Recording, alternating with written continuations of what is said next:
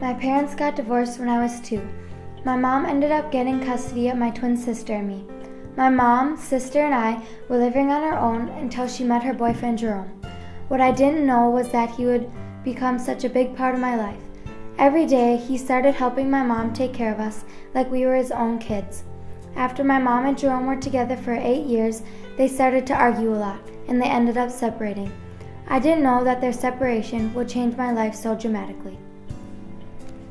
After they separated, my mom, brother Carter, sister Brittany, and I moved into a small house in Underwood. Every day after school, we would all get on the Fergus school bus to go home to Underwood. We were always excited when that time of day came because that meant we got to go home to see our mom. In time, however, I started noticing that I wasn't as excited to go home as I used to be. I wasn't sure if I was the only one that noticed my mom gradually spending more and more time away from home. This wasn't just after school. It started happening on the weekends too. Out of curiosity, I asked my mom why she wasn't home as much as she used to be. She said she had changed working shifts and had to work longer hours. Not really thinking anything of it, I just let it go. But deep down, I was troubled. We were only 10 years old. We needed our mom. The time my mom usually got home started getting later every day, which made me realize that work had nothing to do with her being gone later than usual. Our mom being gone so much made things difficult for Brittany and me. Besides the fact that we had to do a lot of things on our own, we also had to take care of our 6-year-old brother. Many nights, we cooked our own food, tried to figure out our homework on our own, and we went to bed scared and worried that our mom wouldn't come home.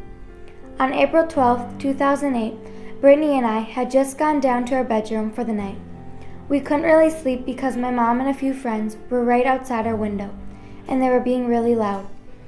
All of a sudden, I noticed flashing lights, and I knew it was the cops. Not knowing what to do, we called our grandma. After 10 minutes, our grandma was at our house to come get us. None of us knew what was going on. When we got to my grandma's house, she explained to us what exactly took place. She told us that our mom had been arrested because she hung out with the wrong people and made some bad decisions and mistakes. Because of her mistakes, she was sentenced to 4 years in prison. Luckily, when my mom left, I was able to live with my grandparents because they were willing to take care of me. I tried to send my mom money once a month just so I could talk to her on the phone for a few minutes. Talking to her made me feel like the happiest person in the world. I also stayed connected with my mom through letters. I wrote to her at least once a week. In one letter from my mom, she mentioned that she had put in an application to participate in a boot camp. If she got accepted, she would only have to be in camp for 6 months and would finally be able to come home.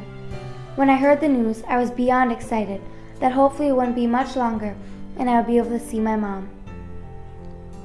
Throughout the 6 months that my mom was at boot camp, I would check off a day on the calendar, impatiently waiting for the day I could see her. That day finally came. My grandparents and I drove to Togo, Minnesota, where the boot camp was, to pick her up.